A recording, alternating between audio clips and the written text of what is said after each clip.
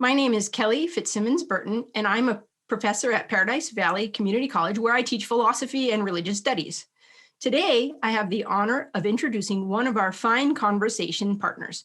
Bethany Sola-Reeder is a postdoctoral fellow in science and religion at the University of Oxford, where she specializes in theology concerning evolution and the problem of suffering.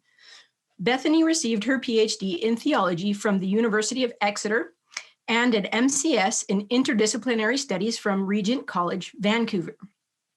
Her research interests, which I find fascinating, include theodicy, animal theology, history of science and religion, readings of Genesis, and practical theology.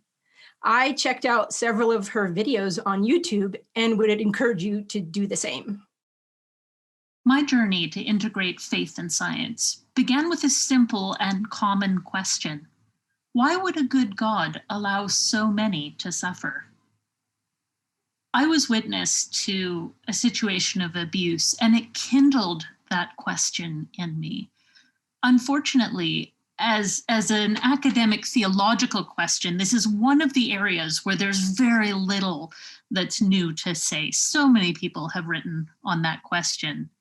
But I did realize that very few people have written on animal suffering, especially throughout evolutionary history.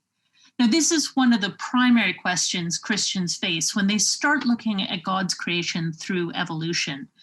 Now, for me, that was never really a problem. I'd always accepted evolution, but it did bother me that evolution meant that God created the world with suffering, with death, not as accidental byproducts, but as actual drivers of the process of evolution. And in some ways, animal suffering is a more difficult question than human suffering, since you cannot simply blame it on the fall or on their own bad moral choices. So I embarked on a master's and then a PhD on this subject. And I often say that I think I did two PhDs, one of the head, but also one of the heart.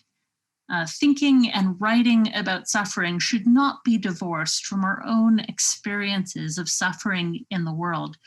And so what is, at one level, an academic exercise became a real exercise of the heart and the soul as well. Is this God who I was reading about and writing about a God that I could trust? Is this a God I could love? And do my academic approaches help me to face my own suffering and the suffering I encounter in the world with courage and with patience?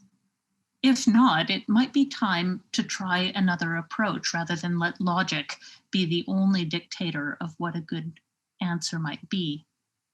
Now, I found that in the end, although I have by no means solved these questions, I have built a deeper, more resilient faith in the God of love through asking difficult questions of the often troubling natural history that science has discovered. So I encourage you, if you're facing what appears to be a conflict between your faith and science, don't back away. Don't avoid that. Instead, take the opportunity to dive in and ask the difficult questions, and you may find that it leads you to a deeper, more resilient faith.